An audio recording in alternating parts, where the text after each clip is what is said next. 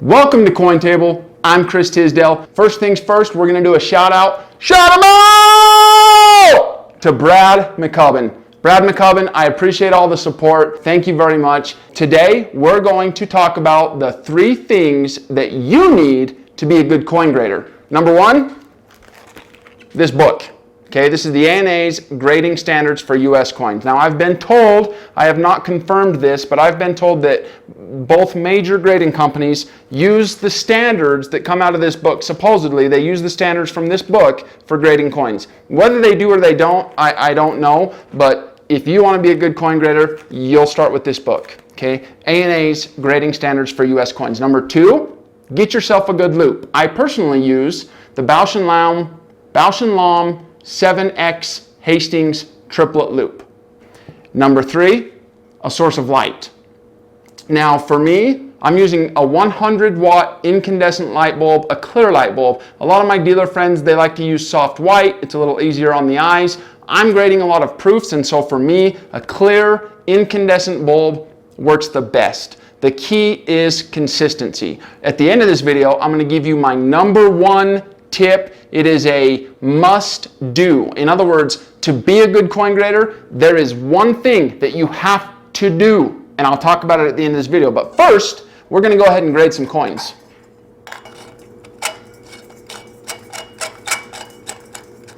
So a while back, I made a video that was talking about how I make purchases at coin shows. Some of you guys might remember this. It is a Franklin proof set, and it's got each year 1950 to 1963 Franklin proofs. So what I'm going to do is I'm going to go ahead and take these out of the Capital plastic holder, and we're going to grade each one of them. I don't have a screwdriver, so I'm using a dime.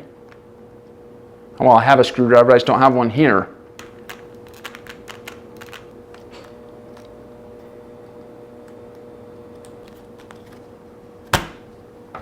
We're going to go ahead and use the additional camera angle. So here we go. Let's get this last screw out of here. Now, some of you may remember I bought this item at a coin show, paid $7.50.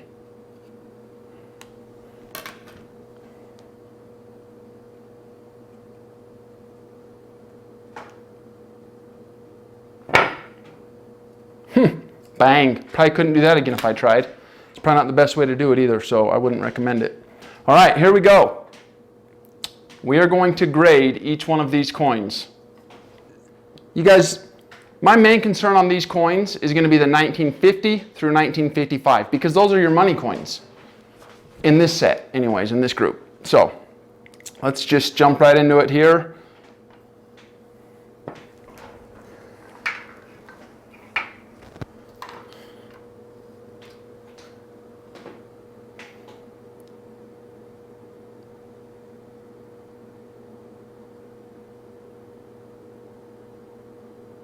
You guys, I am actually amazed right now.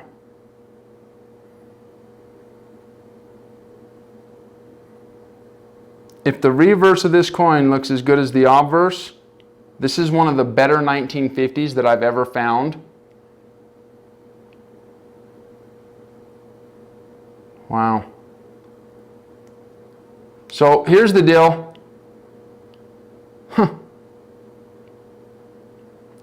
This 1950 is a proof 67, hands down, easy. What I'm going to do after this video is I'm going to ship them off to NGC, we'll have them graded, and then we'll do the unboxing. So my first prediction is that the 1950 grades proof 67. Man, the 51 looks super clean also.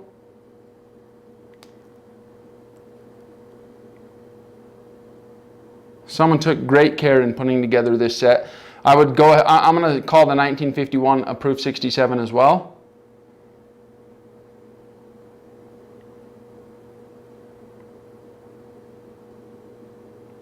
And what I'm looking for is essentially the hairlines and the Well, you can find hairlines, tick marks, bag marks, stuff like that.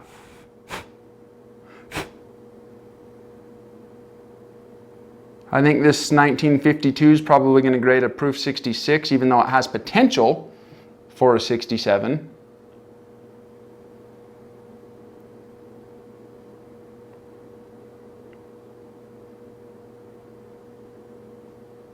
I called this 1953 a 66.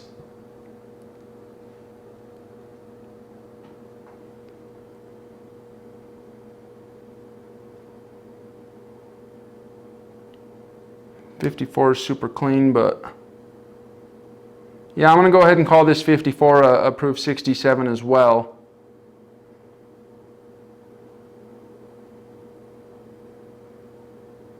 Depending on how well it conserves.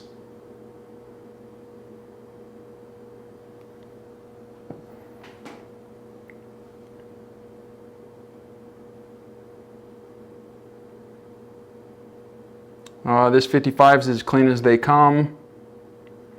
Oh no, there's a couple of hairlines back here. I'm going to call the 55 a proof 68.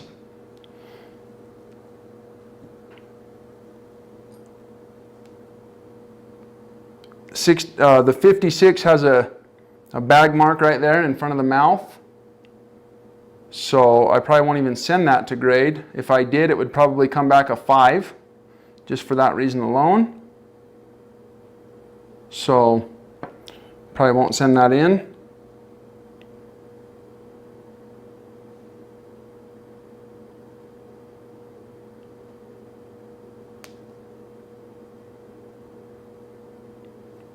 That 57 I think is going to be a proof 67. Ooh, this 1958 looks super, super clean.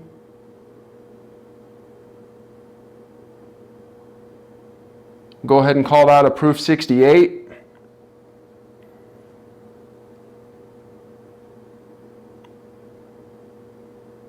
'59 looks really clean.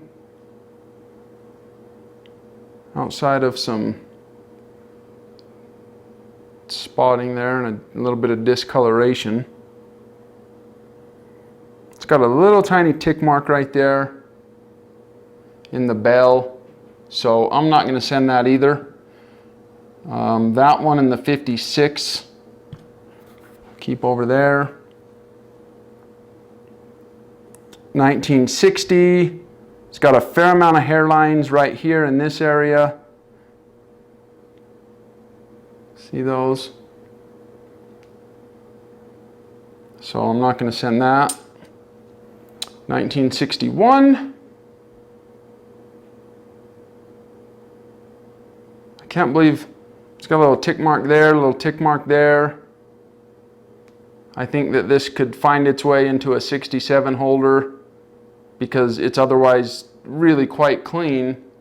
But I wouldn't be surprised if it came back a 66. This is the type of coin that if I were to send to grade, I would send that in a bulk batch. I'm not going to send it with these coins here. It's just not worth it.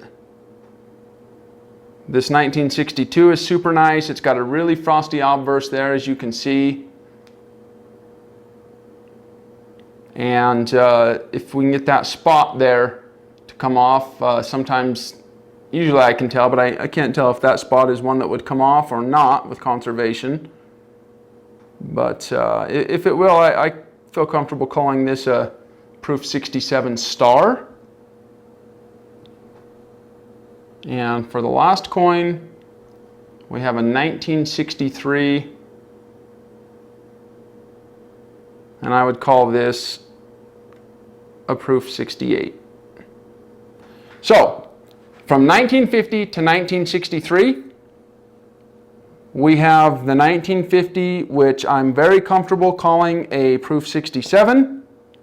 We have the 1951, which I'm comfortable calling a proof 67.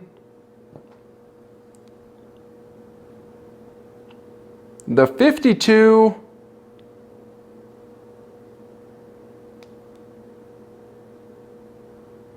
I'm going to call it a 66, even though it's got a chance at 6.7.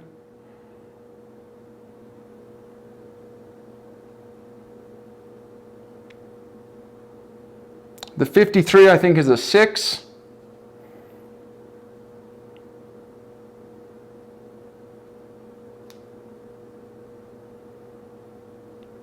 You know, on this 54, I could see it in a 7. We're gonna stick with 7 on that one. 55 is super clean. Call that a 68.